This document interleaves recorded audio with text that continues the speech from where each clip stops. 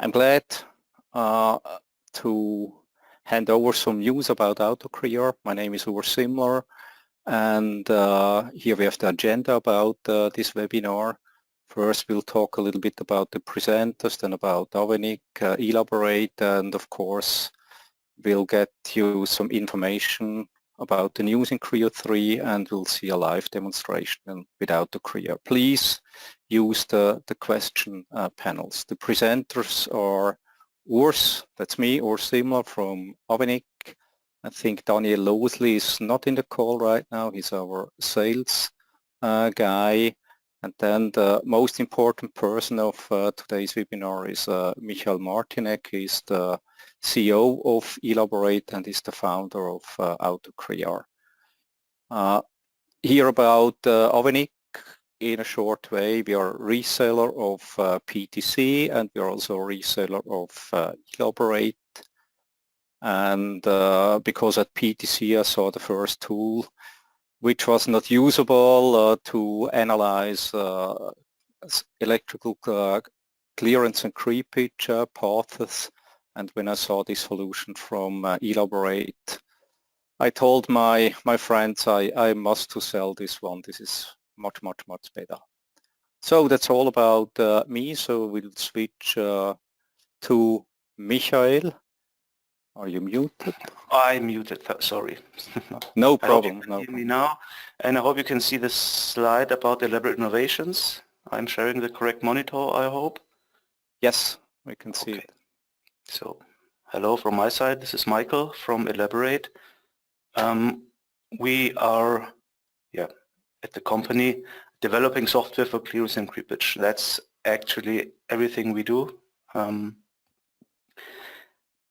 We couldn't do this from scratch. We had for 5 years of research before we got the basics for developing the software. That's probably the reason why there are not dozens of software solutions on the market, because of the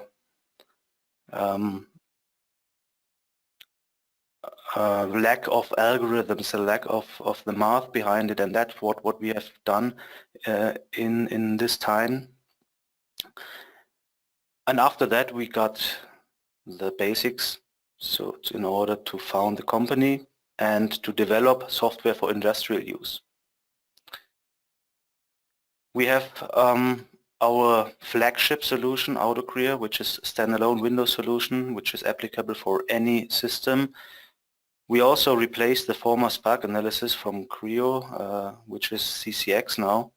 This is also from us. It's an integrated version of AutoCrear, but it was just technically not possible to integrate everything about AutoCrear into Creo. So it's a very small subset of features. I think it's okay for analyzing single parts or smaller assemblies, but if you want to analyze an entire system, especially including PCBs, we definitely recommend to use AutoCrear. Now we are still developing our methods. We are improving performance, and we're also introducing new features from time to time. There is a lot more features to come, and now we have reached, or we are close to reach our new milestone with the AutoCrear version 3.0. And if I need to describe the 3.0 version in one sentence, I would say it is bringing together the mechanics and electronics, finally, for a combined pre-precision clearance analysis. This includes the ability to import boards in a very convenient way, which keeps all of the necessary information on the PCB side by creating a clean 3D model out of it, combining this with mechanical data, automatic grouping of nets, which is also defined already in the ECAD data. Then specifying the different requirements. That's also very important because there are different rules on the board than outside of the board. And so we need the ability to tell the program that, and preferably if you already have defined these distance rules for the board, it would be great if we could directly import them, and this is also what we can do. And eventually, after we computed the clearance and creepage paths, we automatically recognize on which context is a path. Is it a path on the board or outside of the board, so we can rate it with the correct requirement. You might know the first 3 of these tasks already from the current version of AutoCrear. This has been introduced in this version for a long time as a beta version for testing. But what was missing so far is the ability to define different requirements. That required us to completely refactor the architecture of AutoCrear, and that's why it took a bit longer than announced originally, this version. But along with these refactorings, we could also optimize other things, so also users who are not dealing with PCBs on their analysis also benefit from this version 3.0. There are some very, very nice improvements, especially if you're working on a large number of nets. The old version of AutoCrear, the architecture was just not meant for a large number of nets,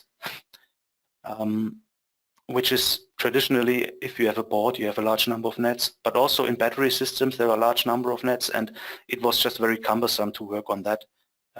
Merging nets was an operation which took very long. Now with these refactorings of our basic architecture, this is much more efficient.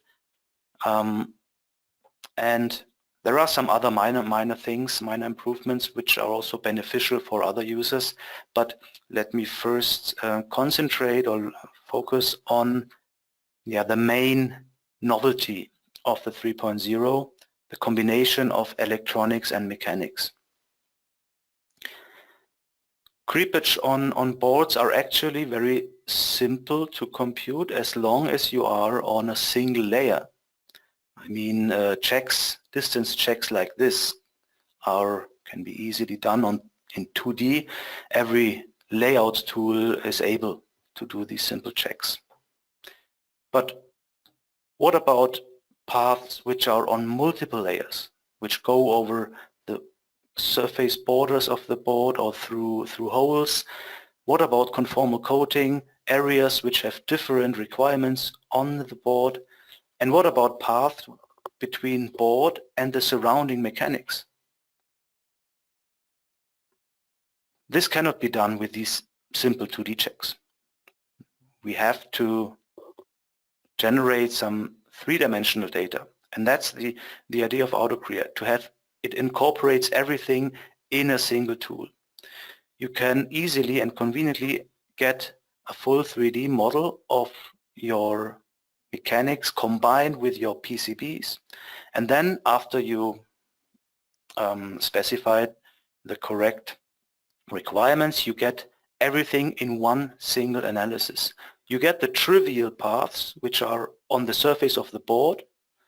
You also get the path which go over multiple layers because we make a full 3D analysis. You also get the path which go from the PCB to the mechanics, and of course you also get the path which are purely on the mechanics. And each of these paths is correctly rated according to its individual requirement. Now, how can you get such a 3D model of everything? You might argue that you already have it in your mechanics. Often there are the boards already embedded as a step file. They will have been exported as a step file from the ECAD system. Then you can combine it with your mechanics. But this is a very, very simplified representation of the board. There are no copper traces or pads. Also, this is just the naked geometry. There have been so many data assigned on the board, like nets, even distance requirements, and everything is lost if you transfer your geometry information this way. And it's often a very bad representation of the components on the board. There are thousands of small components. They don't have material. They don't have a clean hierarchy. So that's not a good idea to go on with this data for a combined analysis, especially due to the fact that it's wouldn't be exact as since there are no copper traces. Therefore, we have this ODB++ interface in AutoCrear. ODB++ is an exchange format for boards. Every common ECAD system can export it. It's still a 2D layer data, and we can read it, and we can generate a 3D model of it in two different ways, either a very simplified version when you don't have your 3D models of the components. We can generate instantly a simplified version of the board where the components are just the extrusion of the footprints. But you can also easily get a very detailed representation of the board with some database in the background holding these components. But this will produce a very, very clean 3D model of your boards. Any layer, even the inner layers, can be imported. Everything already has a material assigned, and in the background the electric nets are also defined already. The database for the PCB components is quite simple. It consists of two folders. One source folder where you just copy in your raw CAD files of your components. And then you have to process them once into an AutoCrear format where you assign the materials, check the orientation, and then the database is set.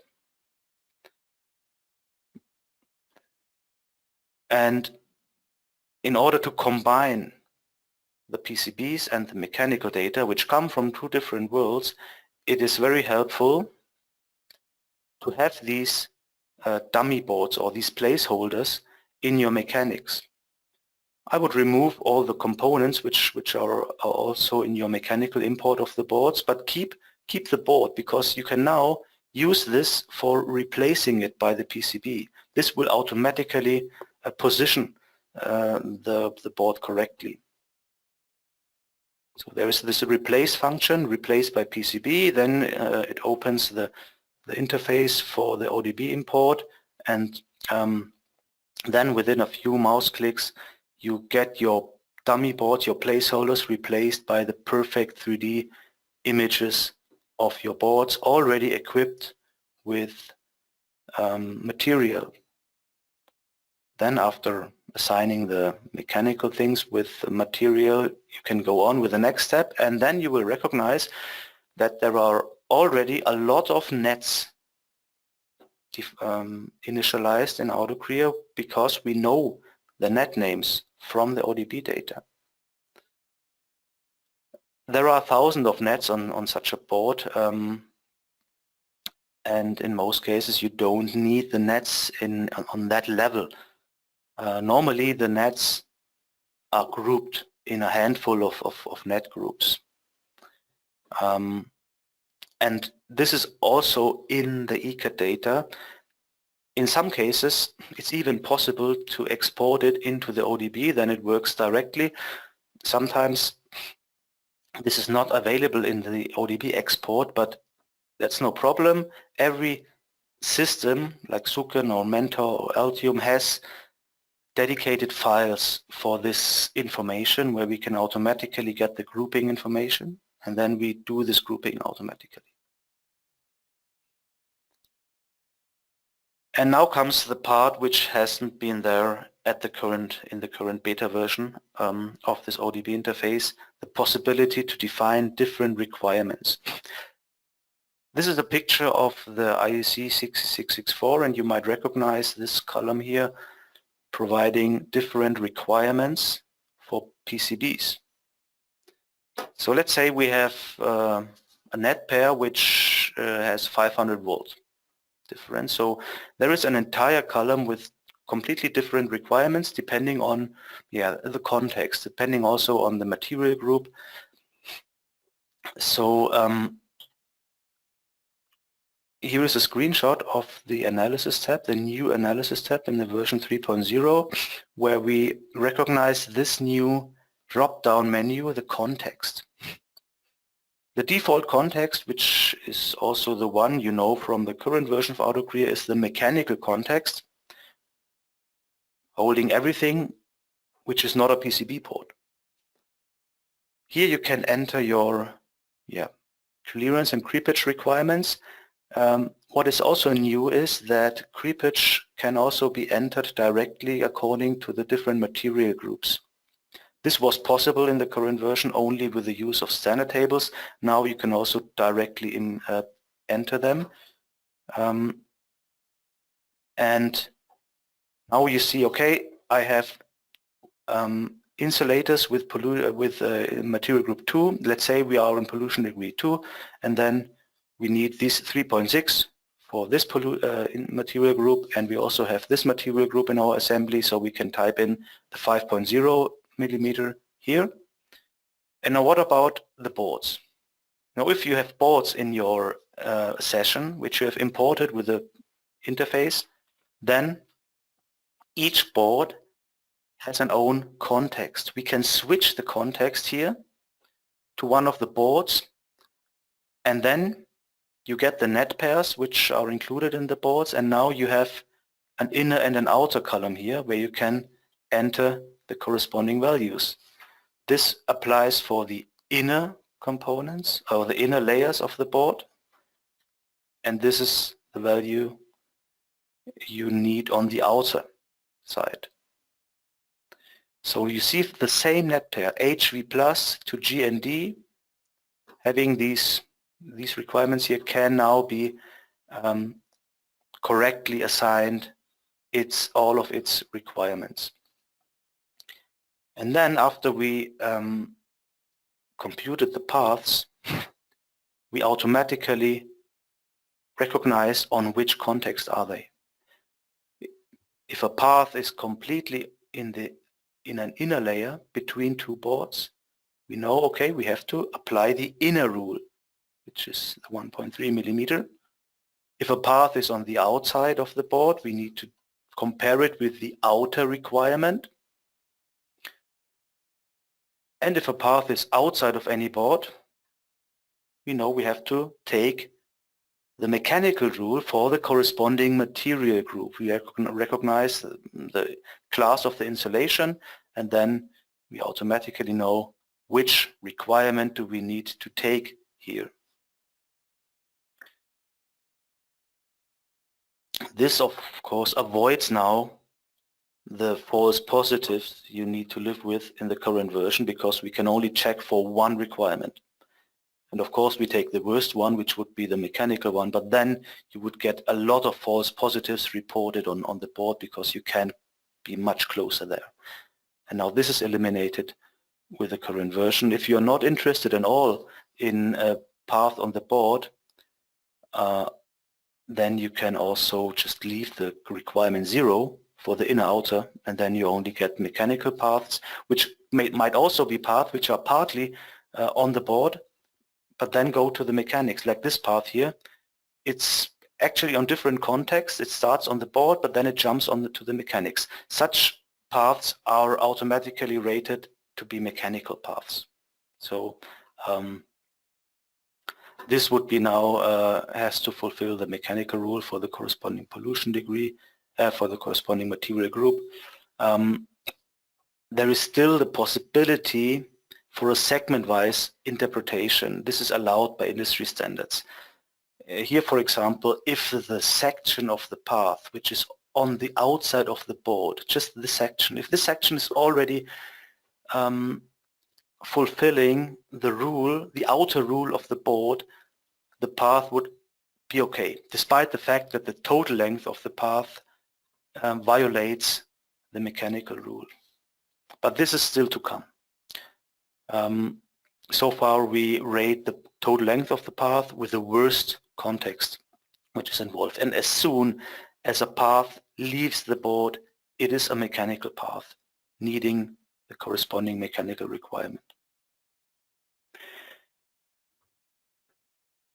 Now when we are talking about things which are still to come, let me mention conformal coating, because I'm pretty sure that this will be a question at the end here. Yeah, it's something we will introduce in the near future. So we prepared everything for it. The architecture is now easily extendable by this feature.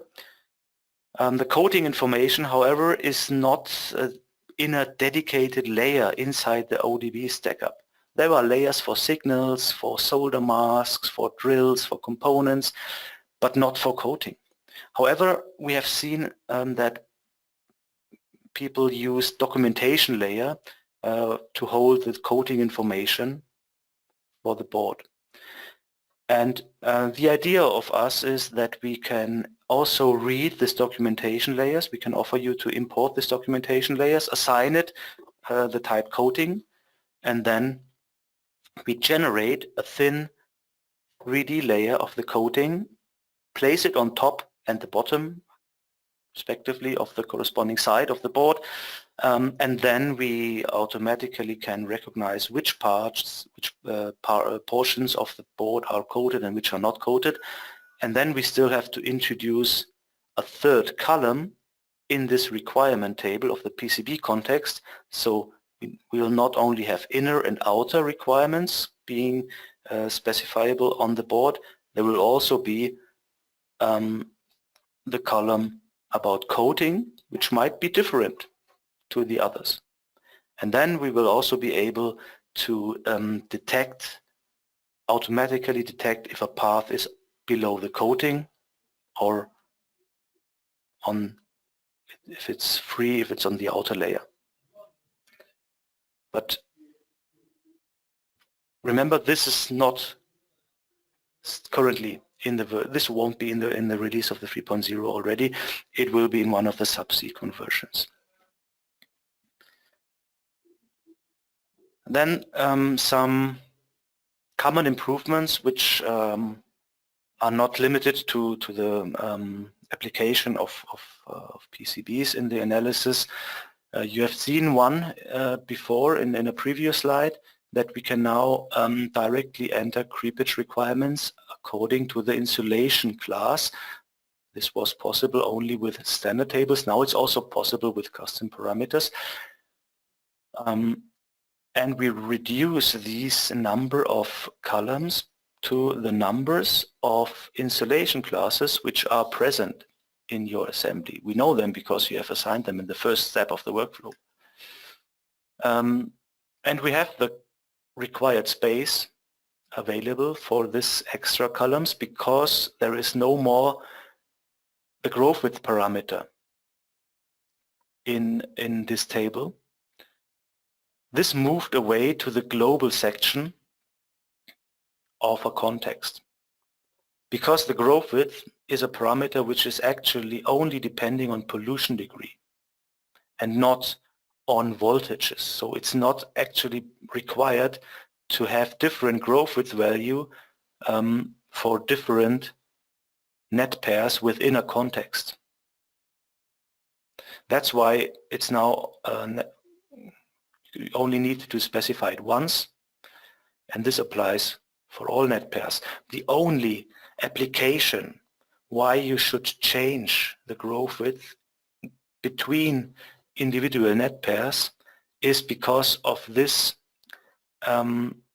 extra rule which is formulated in the industry standards. If the associated clearance requirements is less than 3 millimeters, this growth width value X may be reduced to 1/3 of the associated clearance.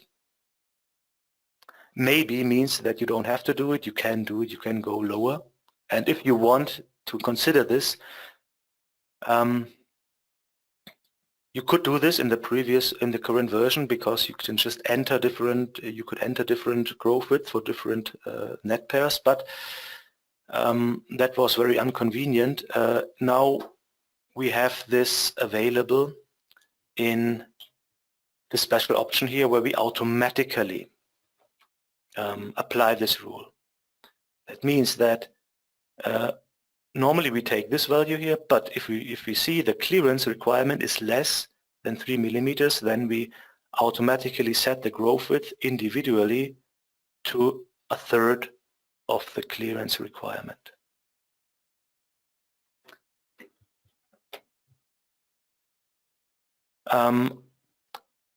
Another novelty is that you now have 2 different voltage differences levels between clearance and creepage. Before it was only 1 delta V, but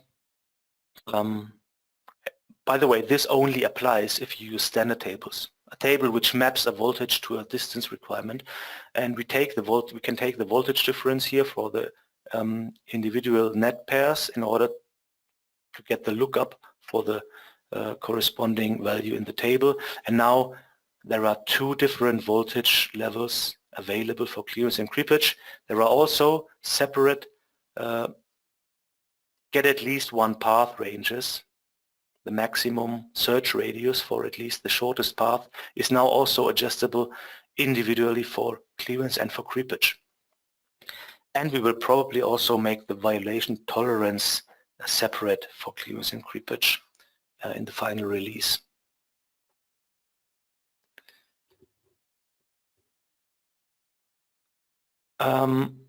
Then some improvements regarding the visualization of the paths. Now in the version 3.0, paths are always visible even if they are hidden, but the hidden sections of a path are indicated as dashed lines. Also, all the paths within the selected net pair are always visible by default with thin lines, and they are easily selectable now. So you can pick them in the 3D window in order to get information about it. So that means you can work more visually now on your results. But I think this I can show you in a live demo afterwards. Here is another novelty. Each path gets now a unique ID, so you can reference each path independent of net pairs. So this is also unique among all net pairs. And there is, we simplified the filter, which is now just a level of detail slider. How many paths do you want to see? And now let's have a look into this version in a live demo. I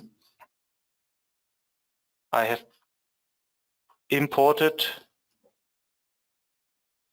a simple mechanical assembly which has some boards in it, but at the beginning this is a step import, for example, of my assembly, and the boards are here only as placeholders. I already got rid of the components on the board because now they will come back from the ODB import with this replace function. So we can replace this board by a PCB. Now we have this ODB++ interface where we can choose which layers to import. We want to import all the layers, and the PCB components we want to get from our database, so the detailed representation of the components. Now we have to match the footprint name of the board to a model in the database.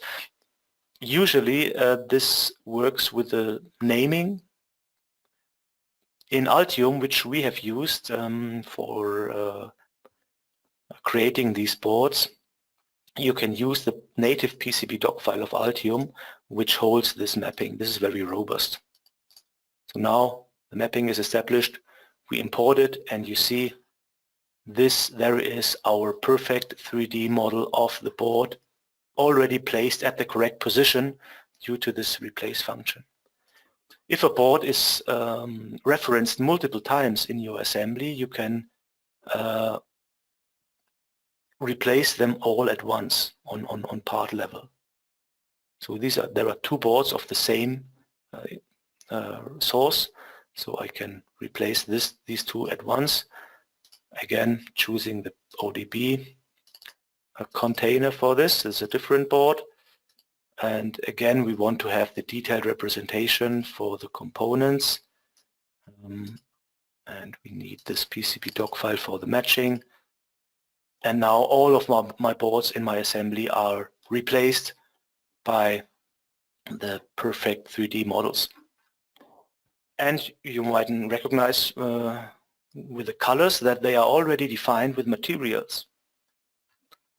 Now the rest, the mechanics doesn't have material, but that's no problem. We can quickly assign it. These elements are insulating. The screws and the bus bars are conductive. So now I'm done with the first step. Let's go on to the next step, the electric nets. And now we recognize the original net names. Let's ignore the voltages for now, which we already got from the ODB data. And the nets are also automatically propagating to the mechanics. So despite the fact that this pin comes from mechanical data, it also got the correct net name because we know the name from the pad and we recognize the connectivity between the pad and the pin. In this model there are some gaps still, so let me merge some things manually. Yeah, because here we still have some gap. But if there is a perfect connection, everything would already be combined to the corresponding net. Now the nets are in the lowest level. I want to have my net groups, which I defined in my ECAD system. And again, this information can be gathered from my Altium PCB doc file. For other systems, there are other exchange files, for example, roof or rule files for Zucken. But for Altium, it's my PCB doc. And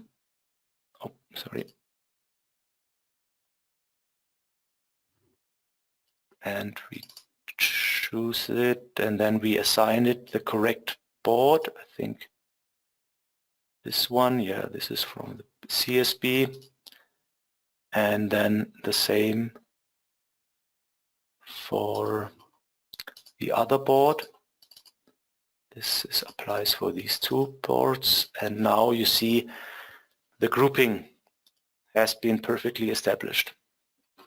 And now in the next step, we have introduced a small wizard in order to directly select the corresponding rules or standard tables. For the mechanical part, we can choose a standard table already here, or we can use custom parameters. Now for boards, we could now choose a file format which is also exportable from the ECAD system, holding the rules, the inner-outer rules on the board, because often they are already assigned along with the board data. I have one here for this, no, I think for this ODB0, I have a Zucken file holding these requirements. So I hope I did this correct now. And now we are in the analysis tab, the new analysis tab, with the context switch. Here is the mechanical context for clearance and the creepage. And for each board, we can enter the inner and outer rules of the board. In this case, there are already values. They come from this file I was just selecting, which already hold this information. The other boards, I did not have a file, but now I can enter these requirements manually for inner, for outer, and in one of the next follow-up versions there will also be a column for coating.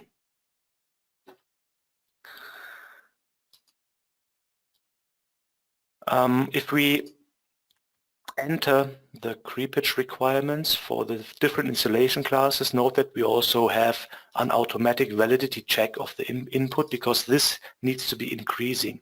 This is the worst installation class, and if I type in a value for it, all the others have, of course, minimum the same requirement, but I can have I can increase these values here for the different insulation classes, and typing in the value for creep clearance. Yeah. We don't have to do this now. I have prepared the parameters here on this session, and then we can perform a full analysis of everything. This takes about 4 minutes for this assembly, and then we have the results available. We can switch the context here. We can also show all violations. Let's have a look at the HV plus. This incorporates some results. So here we have the list of all violations for HV plus, from HV plus to this targets, the mechanical and the PCB violations in one list. We can also reduce the display to only the mechanical violations, or only to the violations on the board, or all of them at once. And you already see here that we see the paths. We see all of the paths at once with thin lines.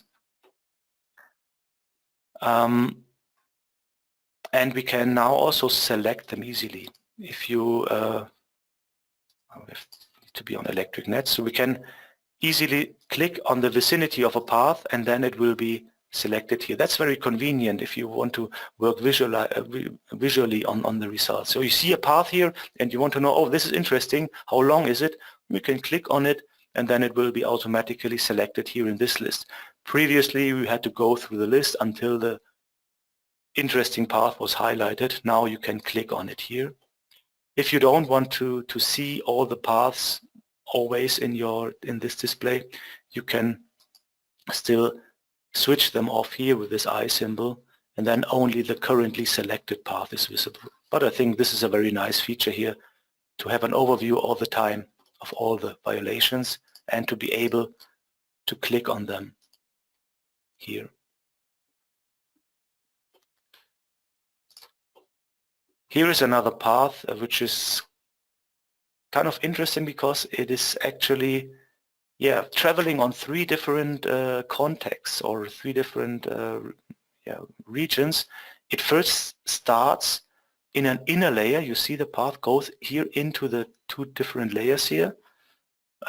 It goes to the outside, then around the border, then it goes on the outer layer of the board, but then it jumps to this clamp here, which is potential free, and then due to the fact that it's potential free, it can leave it anywhere else and go into this signal. So these are paths between 2 layers on the board, from different between 2 signals of a board within different layers, taking a shortcut through a potential free element. So very, very hard to detect such paths manually. AutoCrear has the ability now to make a full 3D analysis, considering all the aspects you need, like this shortcuts through potential free elements. And this path is now rated according to its total length, so it is requiring the 5 millimeter we have defined for the corresponding material group. But in the future version, we also will introduce the segment-wise interpretation. For example, if this dashed line here, which is the portion of the path which is completely in the interior layer, if this is already fulfilling the inner rule of the board, this path would be okay. But this is still to come. For now, we have the rating according to the full distance. This might also lead to some strange result, which might seem strange at the beginning, because a path is not anymore a path on the board if it leaves the board somewhere. And there is, here we have a result. This might, at the first it looks strange because it seems to go over this signal here, but the path is going here on the surface of the board, and then if we zoom close to this situation, let's move camera here, we see that this path is now jumping at some point here into this mechanical section here, and as soon as the path is jumping away from the board, it's a mechanical path, so it needs to fulfill the 5mm requirement. Also here, for example, this path here is an outer path of the board. It's fully on the board, so it requires the outer rule. This path here is jumping on the pin, which is mechanical. Therefore, it requires actually 5mm. Yeah, that might be a bit strict, but it's actually, if we apply the industry standards correctly, then this path here has to fulfill the mechanical rule, as it's not fully on the board.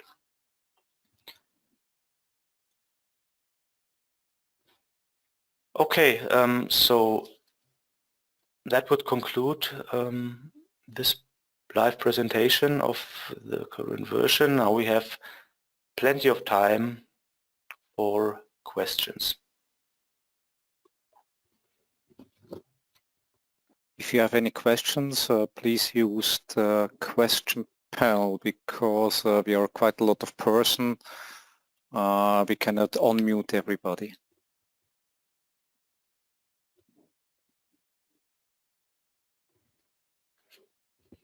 So there is questions for Creepage. How do you manage different group material in the same passes? Basically the same as we handle the different contexts. So this path is on 3 different contexts: the inner, the outer, and then the mechanical context. So we take the worst case. And the same we would apply if a path is on different CTI classes, on different installation classes. We would take the worst, including material group for the requirement. And also we will introduce the same segment-wise rating for the path. So if there is a section of the path which is on the better insulation, let me show you something. I have a document where this topic is actually handled in very much detail. So this, for example, is a path going on 2 different insulation classes, a very good one, the 600. On this CTI class we require 5mm. Then we have a small stripe here with bad insulation, CTI 100. On this insulation we would require 10mm. Now we recognize a path which is going over between these 2 nets, which is going over both regions. And now, worst case approach, the total length of the path needs to fulfill the worst requirement, which is the 10mm. So this path, which is 9mm, would be a violation in this approach. And this is how it's currently rated in AutoCrear. It always take the worst case. In this example here, we could rate the path to be okay because the segment-wise interpretation, here is a segment with 6mm on completely on the good insulation, which requires 5. So we have this 5mm already in this section, so this could be okay. This section-wise interpretation will also be included in AutoCrear in the future.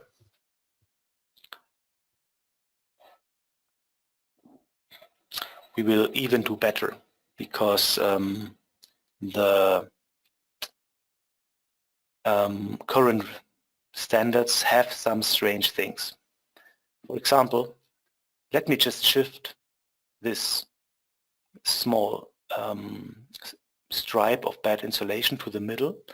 Now you see there is no section anymore on the good insulation which fulfills the 5 millimeter, and it's not allowed to sum up different sections.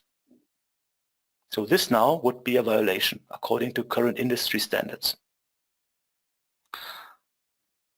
Now let me just put a piece of metal over the stripe with bad insulation, and now we are okay again. Because now the total length of the path reduces now to 8 millimeters, but I can now apply the 5 millimeter rule because we are fully on the good insulation. And now we are completely on the safe side. So the current formulation of the industry standards tell us, in this case, it's better to use a piece of metal than to use a bad insulation. That's very absurd, and this is something we will optimize in AutoCrear. We will compute an alternative way for creepage, which is not looking for the shortest path, because as soon as you have different requirements within one assembly and you have a border between the requirements, here for example a material border, as soon as you have this, the path with minimum distance is not the worst path. This is the path with minimum distance, and it would be okay because it's fully on the good insulation. It has 6, it requires 5, so everything is fine. But we could also go a longer way to the bad insulation and then go back, and this would never hold this 10 millimeters requirement. So the worst path would be something like this. That means we have to change the entire computation. Not minimizing the distance, we have to minimize something else. We want to get the path with minimum resistance. And this is a type of a computation which we are also currently researching, and we will introduce this in AutoCrear in the future. And then we have the perfect consideration of paths on different material classes. In the current approach for creepage analysis, this would be a valid approach, and this would completely miss a possible hazard. Yeah. Oh, thanks. Okay. Sorry, that was a very detailed answer about the topic. But it was interesting. What about creepage over different insulation classes? But you see, we are making our thoughts about it, and you also see that the current approach to handle this also in the industry standards is not very complete. Okay, we have another question. Sorry to interrupt you. Can we export to ePlan?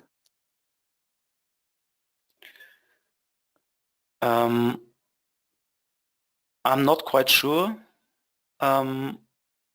What is the question referring to? Is it meant that you export the results, the resulting paths, which can be seen in AutoCrear here, but you want to see the paths in another tool to export them, or do you want to export the entire board as a 3D model to some other system? Sorry, the person who asked this question had to leave the webinar, so we cannot ask him anymore.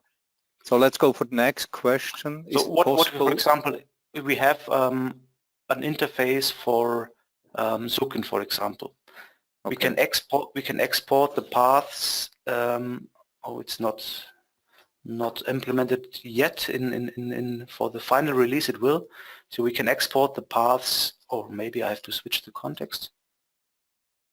No, export the path as a I think it's our RUF file, And this can be imported in Zucken, and then you can see the violations in Zucken. So there will be also different interfaces to see the paths in your, the pure PCB paths also on your modeling tool. But that's not the core application of AutoCrear, because these paths are already checked mostly. I mean, these simple paths here between traces. The great benefit of AutoCrear is to have paths like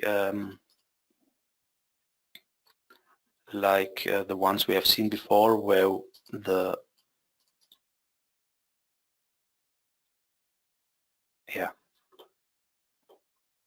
mechanics are involved. Okay, we have some more questions. Sorry to disturb you. One is, when is the release date of version 3.0? That's a good question. So we will provide a version which is meant for productive use already this year. It's a 3.0 beta version. It's feature complete and it's recommended for productive use. There will still be missing some documentation about it, and maybe some minor changes will be made with the visual appearance. We also have some ideas now, additional ideas to optimize the result display.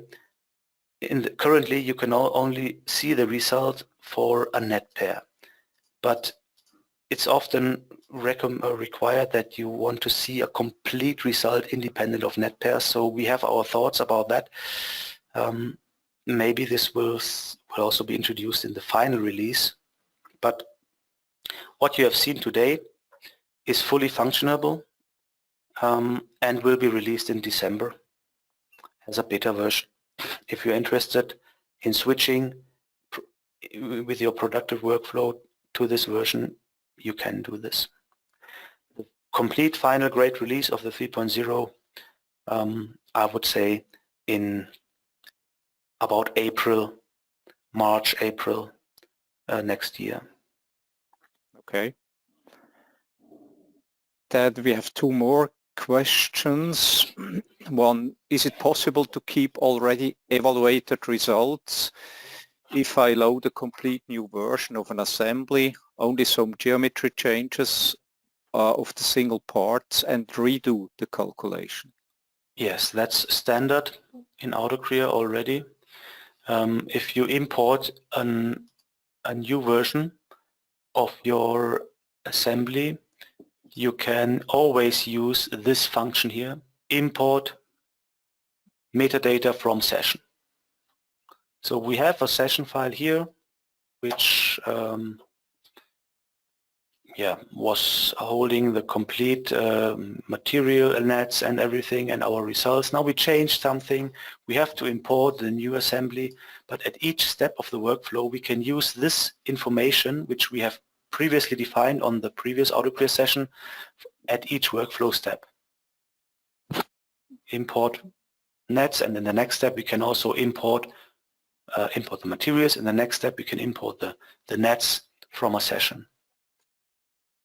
So that's... Yes, I think this functionality was also available in the 2.0, 2.3 version. For a long time this is available. So you don't have to do everything from scratch if you load a new version. Normally everything all the manual specifications need to be done only once within a project, because there are only some smaller changes at each iteration, and most of the things are still the same, and they will be automatically reconstructed from your previous session file. Okay, then I think the last question for today. Have we some updates for the mechanical tolerances? We will introduce another tolerance or a second tolerance value. This one you already know.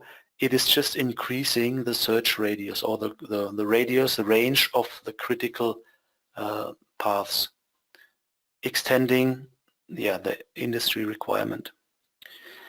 But what we are also introducing, unfortunately this won't be in the 3.0 already, but in one of the follow-up versions, is a so-called growth width tolerance, which is very crucial. If you have gaps, for example, here is a gap between this bus bar and this insulator. And let's say in the model the gap is 1.1 millimeter. And we have a growth width of 1 millimeter. That means that we can jump with the creepage for 1 millimeter. And then we can jump, oh no, I changed this. We can jump from this bus bar to the insulator, creating a path probably between these two bus bars here, which we have seen before. But if this gap here is subject to tolerances, and in your current model it's slightly above the growth width value, there is no jump. And then this path will not be in the result because it's not possible according to the current geometry. Now, if due to tolerances this gap could also be less than 1 millimeter, the jump is possible. So this cannot be covered with the current violation tolerance. Therefore, there will be another tolerance called the growth width tolerance, which considers to jump more than this value. And how much more, this can be specified in this parameter. Okay, normally thanks. we will do the jumps with a not regular distance, but if we can do a jump only with the increased range due to the tolerance, we will do the jump. And this will make these kinds of tolerances much more robust in the results. And in the far future there will be more geometrical methods to consider tolerances so that we can somehow internally change the geometry in a way that it's representing all the possible locations due to tolerances, and then we make the analysis on the worst case geometry. Sorry to interrupt you, Michael. We are running out of time. There is one question. I think we will answer them directly. So I ask you, can you show maybe the last slide? So we'd like to thank you, and I'd like to thank Michael for his exciting presentation about the news in Creo 3.0. We hope it was worthwhile, this webinar for you. If you have any questions, do not hesitate contacting us, and we'd like to thank you. And just feel free to contact me or contact Michael. It was a pleasure to have you on board, and see you soon. Have a great time.